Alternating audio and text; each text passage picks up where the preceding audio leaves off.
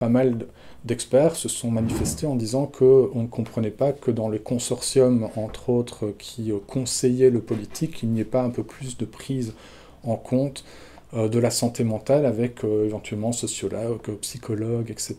Et puis on a vu qu'on a commencé à intégrer ce type d'experts pour que la balance entre santé physique et santé mentale soit un peu plus équilibrée. Ce qui a amené à prendre des décisions qui tenaient compte de ces éléments. On voit que le sanitaire et la deuxième vague revient et s'amplifie, mais je pense que la crise est que la dimension santé mentale est un peu plus intégrée dans la réflexion même par rapport à la question du reconfinement, puisque certains commerces qui sont et qui se maintiennent ouverts, comme les librairies, c'est dans la perspective de dire que ça participe à la santé mentale des personnes. Le fait de dire qu'on n'est pas complètement cloisonné chez soi et coupé de tout lien social, on permet, même si c'est naturellement peu, une visite à la maison d'un proche privilégié, etc. Donc on voit qu'il y a un peu plus de prise en considération quand même des dimensions de santé mentale. Je crois que le gouvernement agit comme il peut en fonction du timing dans lequel on est, qu'on se rend compte que de l'importance de la vague psychologique qui est aux portes, enfin, qui est déjà bien ouverte cette porte pour le moment, avec beaucoup de troubles psychologiques qu'on observe chez les personnes. Donc, je pense que tout le monde prend conscience de la dimension psychologique et du bien-être psychologique je veux dire, des personnes, de la population, s'il y a des victimes directes du coronavirus que du reste de la population.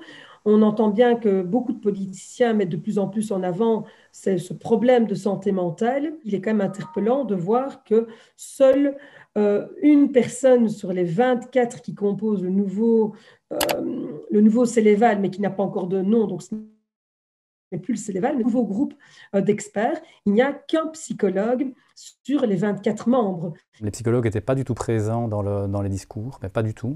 On était complètement absents, alors que la dimension psychologique nous semblait vraiment essentielle. Et donc on a commencé à apparaître un petit peu dans les médias vers le mois de mai, et on s'est dit on va un petit peu se concerter pour essayer de donner une vision un peu commune, ou réfléchir ensemble sur certains conseils à donner aussi. Je prends l'exemple des clowns dans les hôpitaux. Donc pour les enfants, ça existe depuis très longtemps.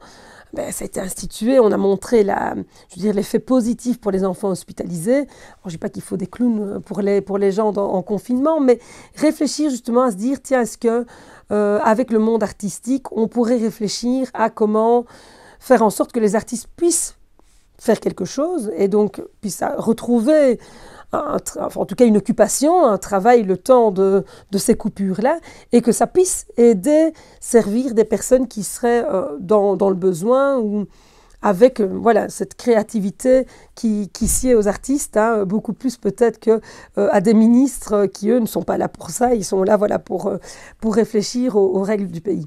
Quand on sera hors de l'infection, si on veut éviter des dépressions, des burn-out encore dans les mois qui vont suivre la fin de la pandémie, il faut intervenir dès maintenant, quoi. Ça, c'est essentiel. Et ce qui m'étonne très fort, là, c'est que le politique n'a même pas conscience que simplement à niveau économique, investir dans le psychologique, c'est fondamental, en fait.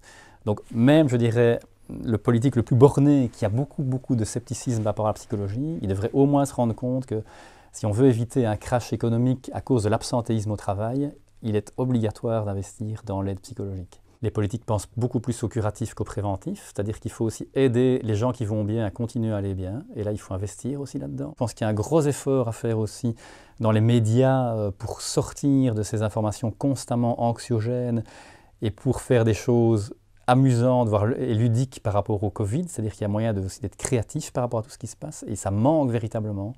Donc il y a tout un courant psychologique, la psychologie positive, qui montre que aussi orienter les gens vers des choses plus positives, des choses plus motivantes et plus agréables, ça va les aider aussi à faire face à toute situation difficile. Et donc ça, c'est un changement aussi qui est absolument indispensable. Et donc là, il y a vraiment toute une série pour moi de solutions intéressantes et créatives qui devraient être mises en place. Et sur le long terme, on a été tout le temps dans des politiques à court terme. Qu'est-ce qu'on fait dans les 15 jours qui viennent, dans le mois qui viennent? Il faut avoir un plan. pour les 2 années qui viennent, en fait. Il faut oser se dire, il faut réfléchir à notre manière déjà de réorganiser notre société en 2021, mais en 2022, en 2023, parce qu'en plus, ça aura des changements et des bouleversements énormes. Je pense que plus la crise dure, plus l'impact chez chacun va être fondamental. Donc sur le mode de vie, sur nos priorités aussi, je pense qu'on est dans un changement et un basculement important.